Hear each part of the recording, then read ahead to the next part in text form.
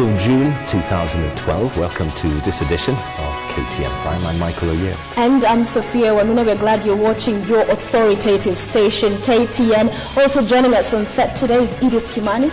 Thank you very much. Well, tonight we're focusing on police reforms, and it's one of those issues which is like a broken record. We're constantly talking about it. So this evening, I'll just be bringing you closer to what exactly has been impeding the reforms. All right, that's coming up, of course, in a short while.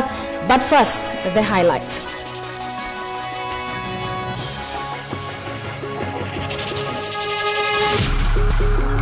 Independent body established to check police excesses.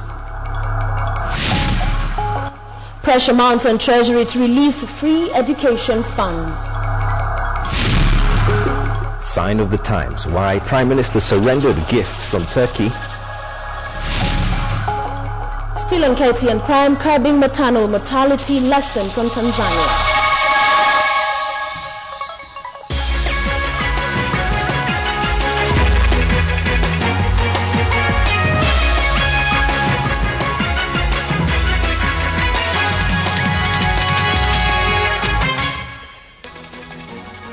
Welcome. For the first time in Kenya's history, you will be able to forward any complaints about the police to a government agency run by civilians. Now, this follows the establishment of the Independent Policing Oversight Authority, whose officials were sworn in today by the Chief Justice. The authority's officials pledged to police the police fearlessly and with dedication. We begin our news bulletin tonight with this report from KTN's Asha Mwilu.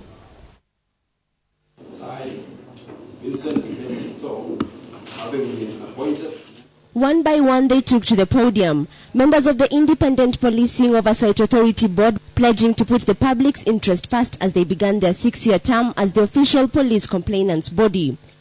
The 8-member team, chaired by lawyer Macharia Njeru and comprising of Tom Kagwe, Fatma Ali, Jedaida Pilale, Grace Madoka, Vincent Kipto, Rosa War and Jen Jerry will lead the authority in holding the police accountable to the public in the performance of their functions. We definitely need the prayers of everyone and the support, and on our part we are ready to do exactly that, which is to change policing and to make sure that it's serving the people as opposed to serving the rich, the mighty, and those who have access to that service. Top of the board's mandate shall be to investigate any complaints related to disciplinary or criminal offences committed by the police. This includes any cases of police brutality and extrajudicial killings. Police officers will also forward their complaints to the authority, which will in turn probe the complaints before recommending any form of prosecution or compensation. The board will also conduct inspections of police premises, including detention facilities, and investigate any death or serious injury to an individual while in police custody. And while Njeru and his team assured Kenyans that the authority will not be a toothless bulldog, Chief Justice Willy Mutunga had one piece of advice for them. I've faced the same challenges, I've faced the same threats and intimidations, but somehow I've reached a balance, which I might want to share with you. Challenges energize me now. They don't bring me down. Under the Independent Policing Oversight Authority Bill of 2011, the board is protected from any external influence. The Independent Policing Oversight Authority Board now has 6 years to help the Kenyan police embrace reforms that have been put in place and to restore Kenyans' confidence in this institution. Reporting for KTN, I'm Asha Mwilu in Nairobi. Thank you, Asha, for that report. And now Edith has joined us again. Edith, the police reforms have faced quite a number of challenges in the past. Right, that's absolutely right, Sophia, and that's exactly what we'll be tackling this evening. And we begin from where Asha Mwilu has left off, the Independent Policing Oversight Authority. Now, it might be the newest effort in police reforms, but these reforms are not new to the country. In fact, in 2003, a task force was appointed to draw a roadmap for police reforms.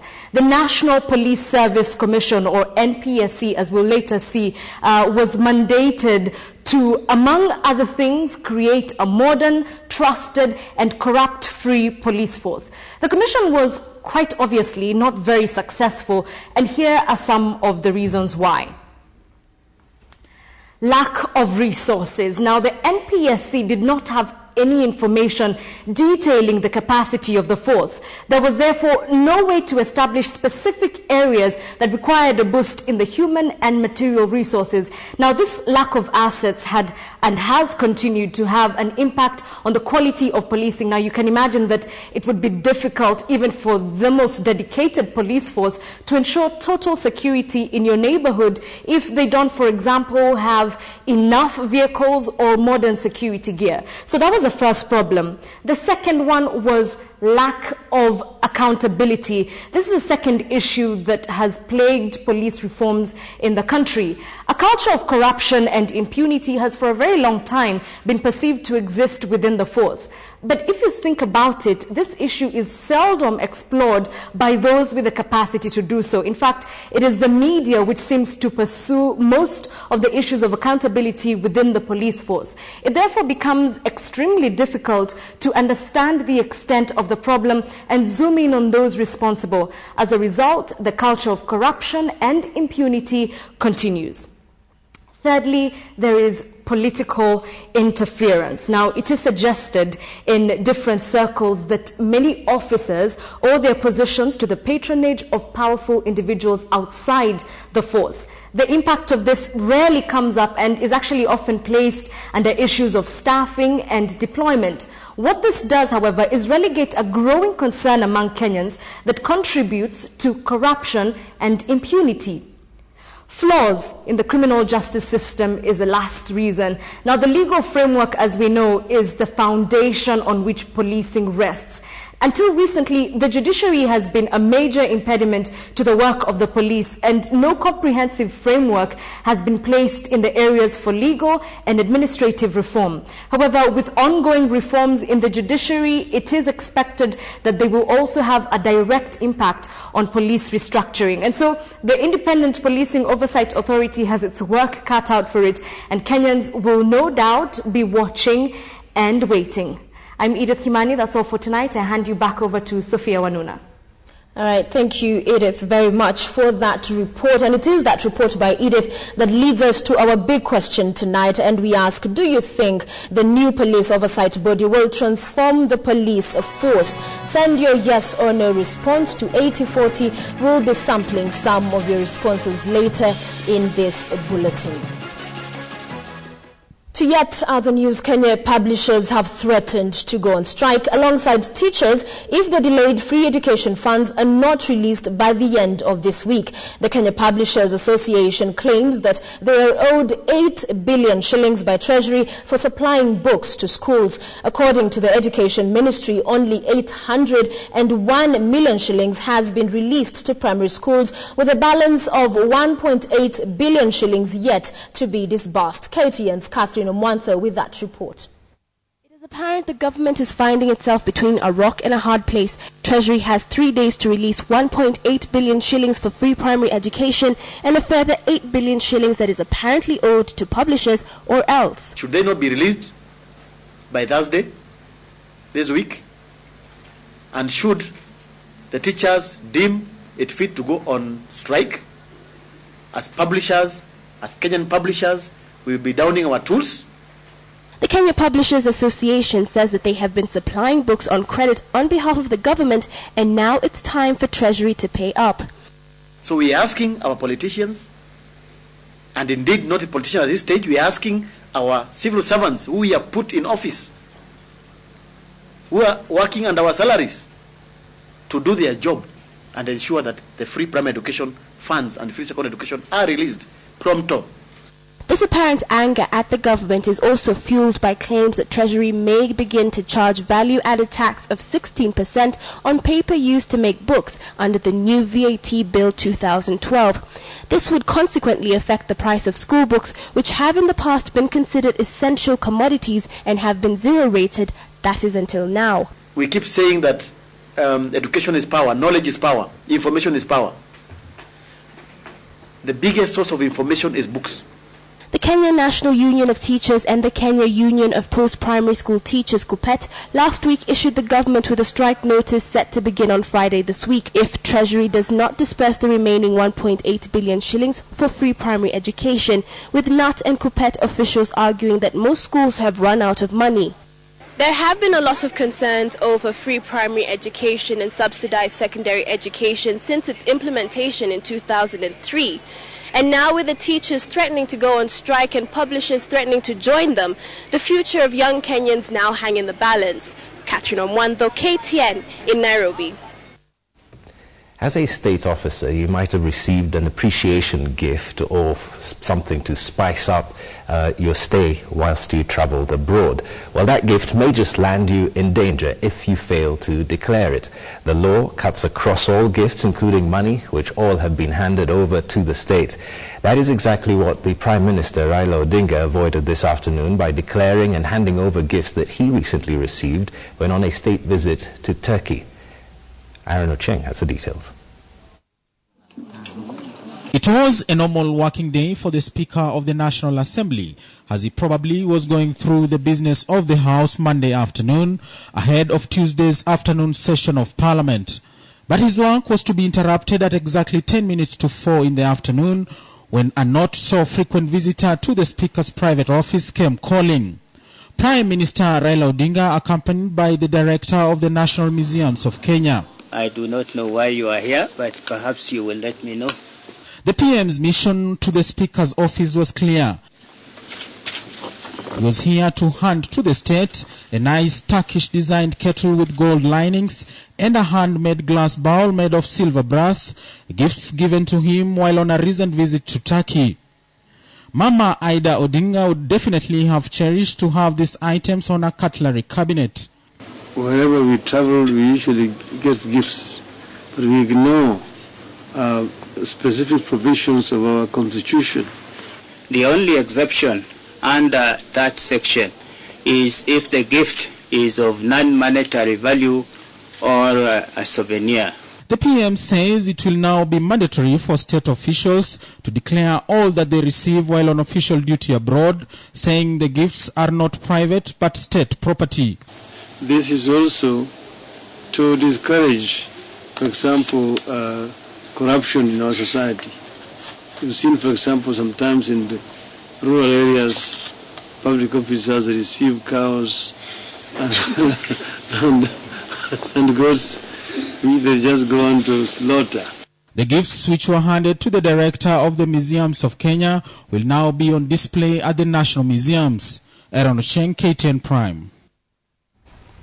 Farmers in Nandi North are a worried lot after 3 maize plantations in Chepiagoris village were infected with a disease that has rendered their maize crop unfit for human and animal consumption. The disease that is affecting only one type of hybrid seeds allegedly sold to the farmers by the Kenya Seed Company is threatening the source of livelihood in the North Rift region. KTN's Masi Kandia visited one such farmer in Nandi and filed the following report. Nehemiah Yego was one happy farmer until 2 weeks ago when he noticed something unusual in his farm, maize leaves resembling bamboo plantation. Nikazunguka kila mahali sababu kuna wanyama wenye wanazunguka shamba yangu, ndio nikakundua rangi nyingine haina ya bamboo.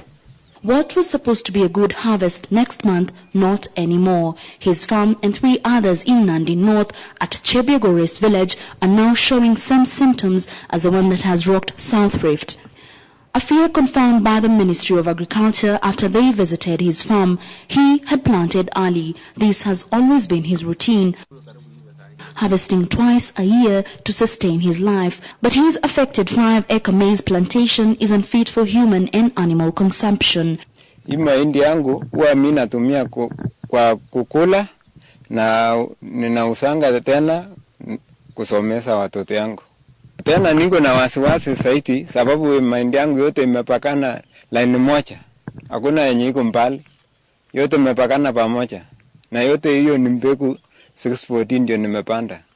Agriculture Minister Sally Kosgei had last week assured farmers that the government was working on ways to control the disease in South Rift. The North Rift farmers now want the government to walk the talk.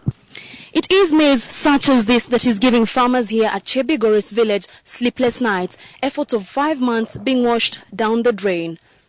Masi Kandia reporting for KTN at Chepiagoris village, Nandi County.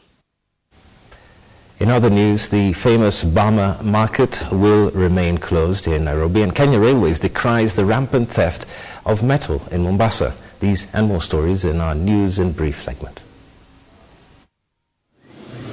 In Nairobi County, Bama Market in Nairobi will remain closed indefinitely until the Ministry of Health is satisfied with the state of cleanliness at the market. Chief Health Public Officer who toured the market for an inspection a week after it was closed down insisted that the market was not yet clean enough for sale of food. Still in Nairobi, a section of public service vehicles operators plying the Buruburu and Bahati routes in Nairobi's Eastlands went on strike protesting the invasion of their route by a new entrant whom they claimed wasn't licensed. They accused the licensing authorities of bias. Plans by the operators to disrupt transport operations were thwarted by heavy police presence in the area. In Bungoma County, an initiative by a group of professionals from the county will see a number of persons living with disability in the area acquire wheelchair and crutches. This after the group raised 133,000 shillings through a Facebook group called County Caucus. Already 2 persons living with disability have benefited. In Nairobi, again, property worth millions of shillings was destroyed after bulldozers brought down Coco Jumbo Bar and Restaurant in Hurlingham following the expiry of the lease. The club's proprietor claims he had signed a 10-year lease with the owner of the land, but it emerged that the said owner relinquished ownership of the disputed piece of land to another party 7 years ago. And finally, in Mombasa County, the Kenya Railways is raising concern over increasing theft of rail metals, with the most affected area being Makupa. Residents claim the theft occurs at night. They claim the attempts to report the theft to the police have not yielded much.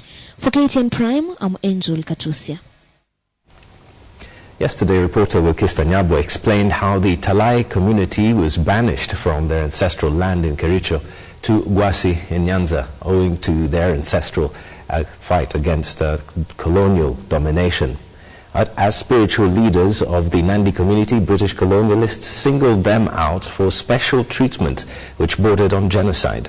On part 2 of our special report, Children of Exile, Nyabwa traces the return of the community to Kericho from exile and the problems they faced. Their return would mark the beginning of problems that have persisted through 3 presidential regimes and 5 long decades. The white man grabbed their fertile land, and the Talai are now seeking answers. How will they be able to be compensated, and why have they been ignored and left to live in the fringes of society?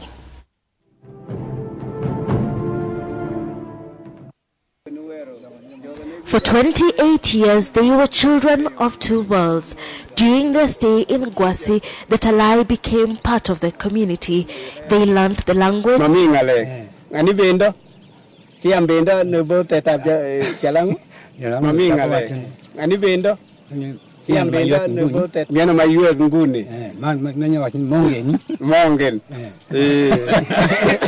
and forged friendships that were to help them cope with life in a harsh environment. Siku hiyo mashini ya kusiaga hata unga ilikuwa hakuna hapa.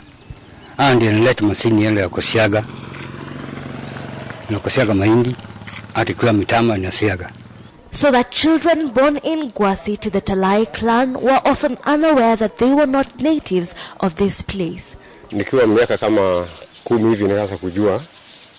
Nilikuwa nauliza babangu, hii watu surrounding us wanaongea lugha ambayo tujui. Tuko wapi? Mbona tujui kitu kingine? Tukaambiwa mtoto nyamaza, tuna tabu sana. Tulishikwa na wazungu tukanyang'anywa mashamba Kericho. Walikuwa na intention ya kupanda machai huko. But the adults never forgot who they were. They didn't do any fishing at all. They were very much ignorant about fishing or rowing the canoe. They could not make it. They fear going into the lake. For a man who has been away for years to come back to the place where he once called home, to find people who still recognize him, and to find that he can still remember the language, well, that could be called coming home. Except that for members of the Talai community, home is where the heart is, and this is why they continue to seek a place for their very own. And when the opportunity arose to send their children back to school in Kericho, 1945, ikasanywa vijana kuja kusoma, wakakuja town hapa Kericho. They grabbed it. Every year, a group of schoolboys would leave Gwasi to start school at the Kericho Township School, just a few kilometers from the homes they had left behind. So we used to inquire, why do you prefer learning away other than learning within the local community? They say they like because that's where they could be taught their mother tongue. In 1962, what they had hardly dared to hope for happened. They were allowed to return home to Kericho on one condition. Alisema akiwa na wao chiefs kwamba mtakaporudi amutaenda kwa your original homesteads, your ancestral land. Mutatafutiwa shamba mahali inaitwa Kibulgeny katika Mao. Na la pili kama zio ni ingine inaitwa Kaptuigeny. La tatu possibility ya kupatiwa makao ni shiriki kwa mahali ambao watu wamechukua. They found that the Kericho of old was gone. It was a changed district. The Talai's neighbors had not expected them to return and had taken over their land. British authorities allowed the Talai to settle down on the outskirts of Kericho town, pending possible resettlement. The colonial government then squeezed them into a tiny farm on the outskirts of Kericho town near the prison's annex. The population increasing from the initial 3,000 who returned from Gwasi to about 10,000 people scattered in various settlements, a different generation growing up under the same shadow.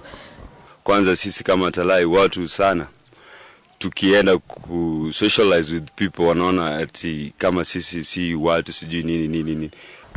Mzelele was among the lucky few. He dabbled in politics when he returned to Kericho. The friendships he built during this time would help him to secure this plot of land. Hii ni shamba ambao mheshimiwa the late Dr. Towet ambao nilikuwa wakati wa kuanza sasa mambo ya siasa. Nikawa one of the youth wings. Sasa akanishika kabisa kuniwacha shamba yake. Sasa hii alinipatia eka 6 kwa shilingi 1,750. Yet though on the surface it may seem as if the Talai have settled, it is an uneasy settlement. The unease evident in these semi-permanent structures, as if the owners fear that they may be ejected at any moment. In 2012, after 50 years out in the cold, it seemed that the tide may have turned after all. Lands Minister James Orengo arrived on the outskirts of Kericho to listen to the grievances of the community. Alikuja hapa akaspea sisi allotment overleta watu 25. Sasa akasema musubiri allotment nyingine na title. Sasa sisi nangoje. But after 80 years of uncertainty, they only allow themselves a cautious kind of hope as they continue to wait for land as they live on the fringes, gazing upon the land that was once rightfully theirs, waiting for recognition for the role they played in liberating the country, waiting for justice to be done at home and abroad. We want the white man, the colonial master and the present government of the British government to apologize and also pay us fidia. Tunaishi kitabu. Ijapo kuwa tunasema tuna uhuru, lakini sisi bado ni maabusu. Bado hatujafika nyumbani. Hatujakuwa huru. And even as members of the generation that went to Gwasi and returned decrease in number. Kweli tutapewa miaka ngapi? Ama tunangojewa kama mimi nifariki, ni watu wengine wapewa sijui. The next generation rises to take their place, waiting to take back what is owed to them, these children of exile. Reporting for KTN, Amul Kistanyabwa.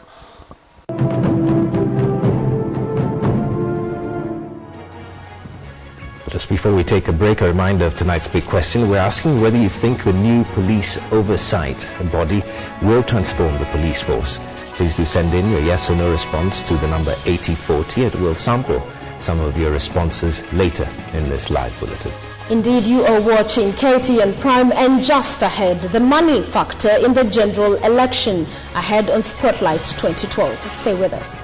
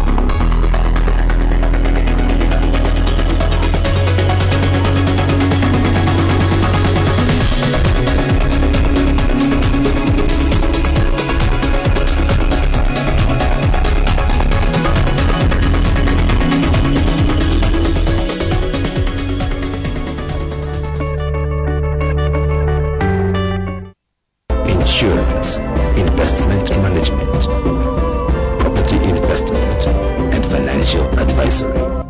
UAP, better, simple life.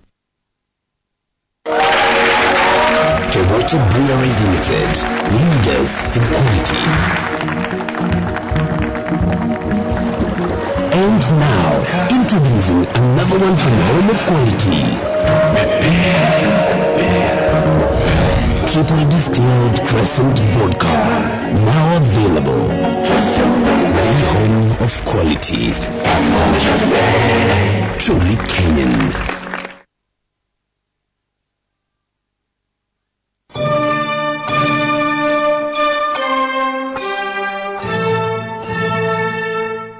Wadhi wenye nchi wenzangu, hebu tuelewane. Cheki, ile pauko pakawa ya zamani ya Kenya na wenyewe ilishia na katiba mpya.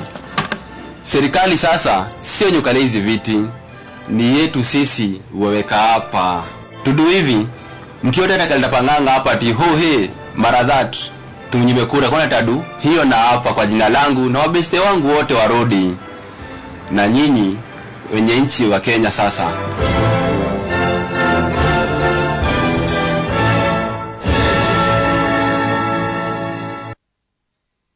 At last, an investment group account for people with big ideas. For investment groups with big ideas, now there is the Fusion Group account from Consolidated Bank. Open your account today and enjoy no monthly charges, attractive interest rates and savings, loans up to 3 times the group savings at attractive interest rates, free internet banking, and membership to the bank's business club. Terms and conditions apply. Consolidated Bank, growing with you. That may be good enough for these gems, but gems are getting tougher. You need advanced protection. Lifebuoy Advanced Lifebuoy gives protection against 10 infection-causing germs. 10 infection-causing germs. 1 advanced protection. Lifebuoy.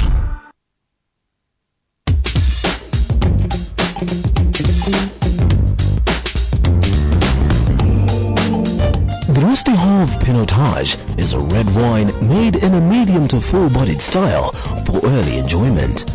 The wine is matured in French oak staves for 9 months to add a bit of spice and complexity.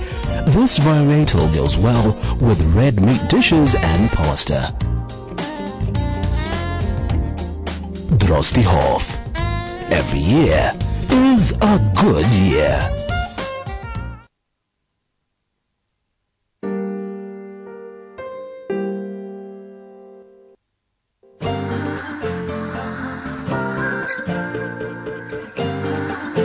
New Airwick Freshmatic. Just set the timer and it releases bursts of fresh fragrance automatically and brightens your home.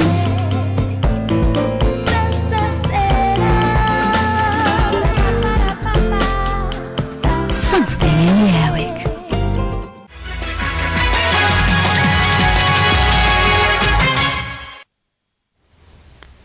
Welcome back. Every day, 26 women in Kenya die from birth-related complications. This as the country ranks 44th in maternal mortality in Africa.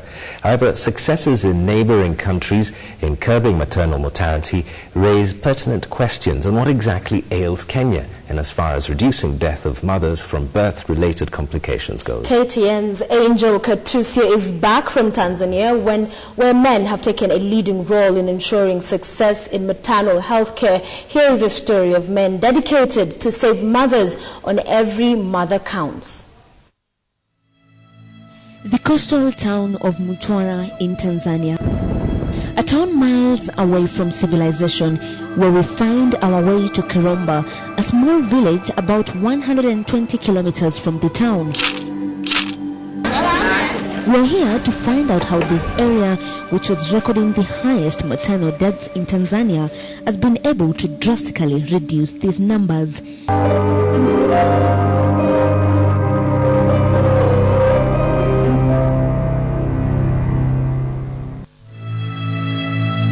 And just as we arrive, our attention is drawn to this couple riding on a bike. 31-year-old Salim is ferrying his expectant wife to a clinic. Bicycles are the mode of transport here. The only health facility in this village is kilometers away. The mode of transport very risky, especially for an expectant woman. But by all means, Salim must take his wife for his second clinic, we learn. Kuna baadhi wengine wanaweza kuona aibu kuwaleta wake zao hasa kama kipindi cha ujauzito. Wanapokuwa mjamzito kwa sababu mama mwingine tumbo linakuwa kubwa sana. Kwa sasa kumbeba yule mkeo kwamba labda nimpeleke kituoni akajisikia mapimo au vipi. Kwa kweli unajisikia mwingine aibu kwa sababu ukimbeba kama kwenye baskeli unajua tumbo linaweza kugusa hata mgongoni yani. Sasa kwa vijana wengi lila wezi wakalipendelea. Mtizamo wangu mimi naona afadhali niwe namsaidia mama watoto kwa shughuli za kumleta kijana hapa zahanati. It's a day set aside for the expectant women at the clinic, and this happens once every 3 months. What catches our eyes is the population of men during this visit. In the waiting room, several couples queue waiting to be attended to, each expectant woman with their husband, and Salim and her wife Sada join the queue.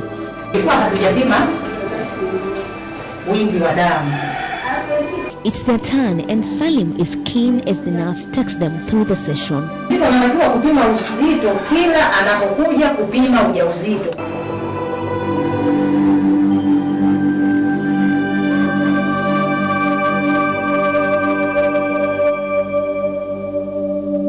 Sisi sote tumekaa kwenye tumbo mpaka tukazaliwa, mpaka tukafika stage hii hapa. Kwa hiyo ningeomba wanaume wenzangu kama wanaume wenzangu wasione haya kwenda zahanati kupima.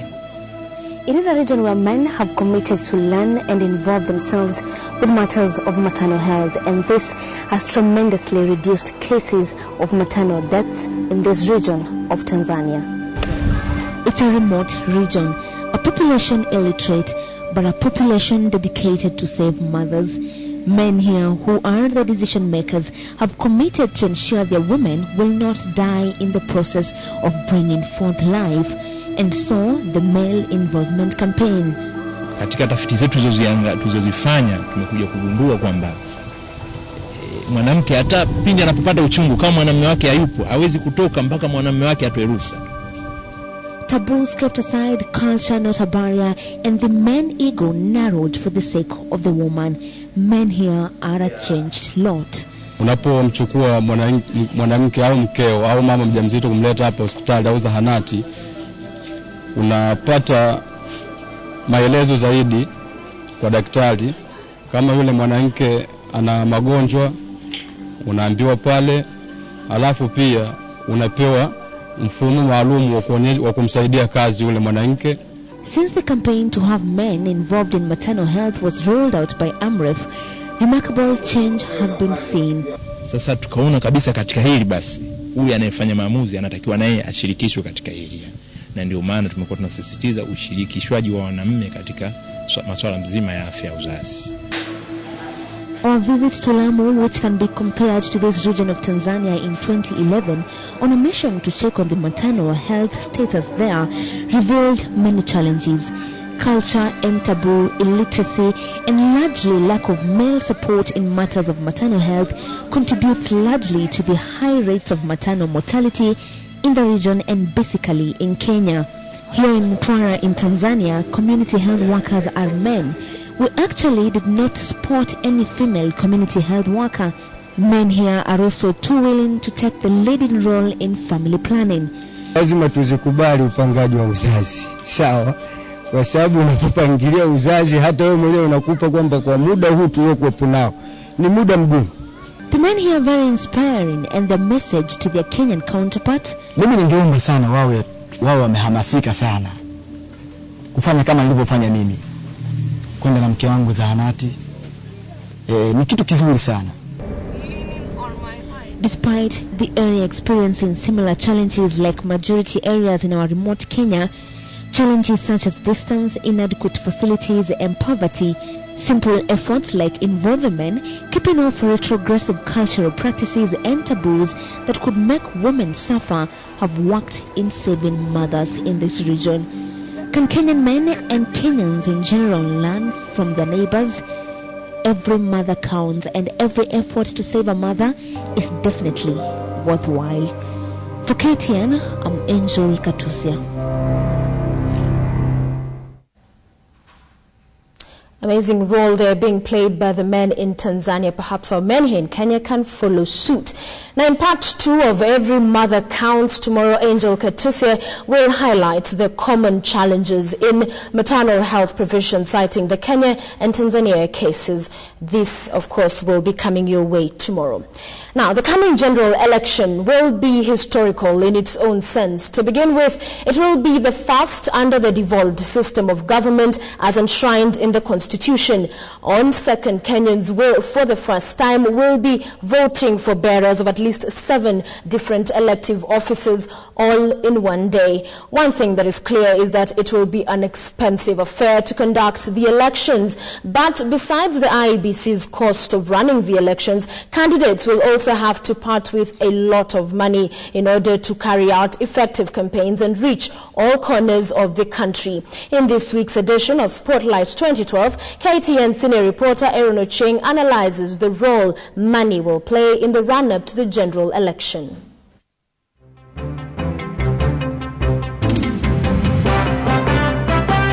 Fed her child. The battle for elective offices in the coming general election will be fought both on the strength of campaign strategy and the power of money. Uhuru Kenyatta's National Alliance launch and Musalia Mudavadi's UDF launch, both at the KICC, were just a sneak preview of the money war that could ensue in the race to show which candidate could showcase the flashiest, most high-tech and prestigious major campaign events. The question now is exactly how much influence the power of money will have on the outcome of the election. The next president will not be determined by use of money. You will require some money, of course, for your logistics. But to think that that is what will make you president is to be deluded. Largely because that kind of expenditure of money tends to give you the impression that someone is flossing, showing us that, hey, I've got it. And simple people will look at that and they will say, boy, this is not who we are. Just to be able to run a colorful campaign, one would need a lot of money. You will see choppers all over.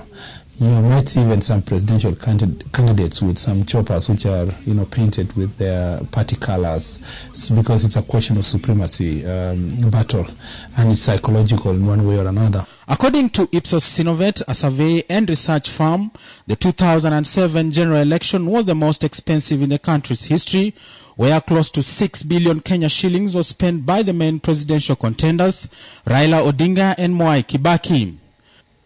Political parties raised nearly 4.8 billion shillings for the campaigns, from nomination fees and from foreigners. PNU, which was backing President Kibaki, reportedly raised 2.1 billion shillings, while Raila Odinga's ODM raised 1.2 billion shillings. But this time, the race is expected to be more expensive, given the fact that candidates will be looking for support in 290 constituencies. Among those expected to flex their financial muscles this coming campaigns are Uhuru Kenyatta of TNA, Raila Odinga of ODM, Professor George Saitoti of PNU, William Ruto of URP, Peter Kenneth of KNC, and Raphael Tuju of POA. But did Uhuru Kenyatta set the bar too high with his high-tech launch that almost rivaled a royal wedding in pomp and color? But when you come above board with high technology, people don't feel you. And when they don't feel you, you end up also losing them. And I am afraid that if this campaign goes the way it is, Uhuru will end up looking pretty much like a pampered prince who wants to show us that he has the resources to do what he has to do to become president. Unlike in the past elections, candidates will have to be more open about their campaign funding sources and expenditures, courtesy of the new constitution. 2 new laws, the Election and Political Parties Act and the Campaign Finance Bill, yet to be fully in place, will bar candidates from raising money from foreigners and imposes a maximum limit of 5 million Kenya shillings that a single donor can contribute. New election rules could see the Independent Electoral and Boundaries Commission seek more transparency and frequent public disclosure of campaign finances, in addition to what the new laws are demanding. Even after we have enacted the law, there will be various ways of evading that. You cannot tell exactly, even if someone was to declare that we used 50 million, you cannot really go around and quantify the number of t-shirts, the number of shirts, the number of materials that have been used and posters. You can't really quantify them specifically. So we have no integrated financial systems in this country that can easily track use of money by a political party. I don't know how they will apply that law. And it's because a man like Uhuru and many of the presidential candidates, including Saitoti, are not rich people. They are wealthy. And wealth you can't squander in generations. Richness you can squander in 1 or 2 generations. And these people have the money. So they will spend it. But they also have ways in which they are able to spend it and account for it without necessarily letting you know how they have done it. This money is likely to end up in the pockets of small and big business owners, as well as well-placed consultants in the media and politics, as candidates splash cash on publicity, merchandise, travel, and operating campaign secretariats. Those in high offices this year will have an advantage over their competitors with easy access to helicopters and government vehicles. The money war will also extend to the setting up of high-tech operational offices and maintaining high-profile campaign think tanks made up of professionals, technocrats, business people, and academicians. Aaron Ocheng for KTN Spotlight 2012.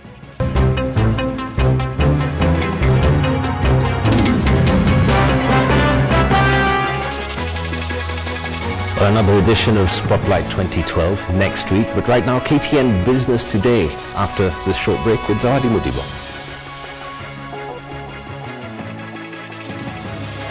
The education system as it is today is no longer fully responsive to the needs of the Kenyan child as it were. That is why if you look at the private schools, they have introduced new subjects because time has come. Subjects like computer, right from the kindergarten all the way up. You find in private schools they are doing that. It means time has come for us to review not only the system, but the curriculum as well.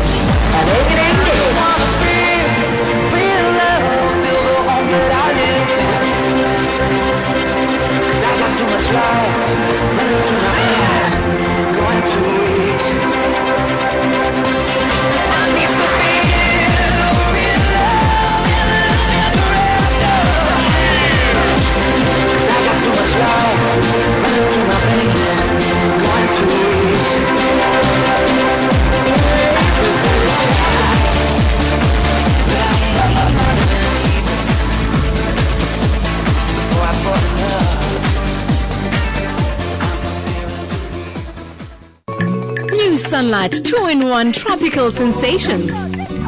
Let the fragrance move you. New Sunlight 2-in-1 Tropical Sensations.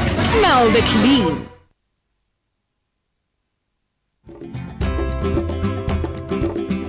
As Kenya continues to develop at the county level, you are more and more interested in the stories and issues that touch on your county. That's why the County Weekly is committed to giving you more of the facts you care about. Facts about your county, your stories, your issues, your county. County Weekly. It's new, it's fresh, it's relevant. Get your copy today. KTN Business Today in association with Visa. When you pay with your Visa card, you stand a chance to win a return trip for 2 to the London 2012 Olympic Games. A very good evening and welcome to your home of business. This is KTN Business Today and my name is Zawad.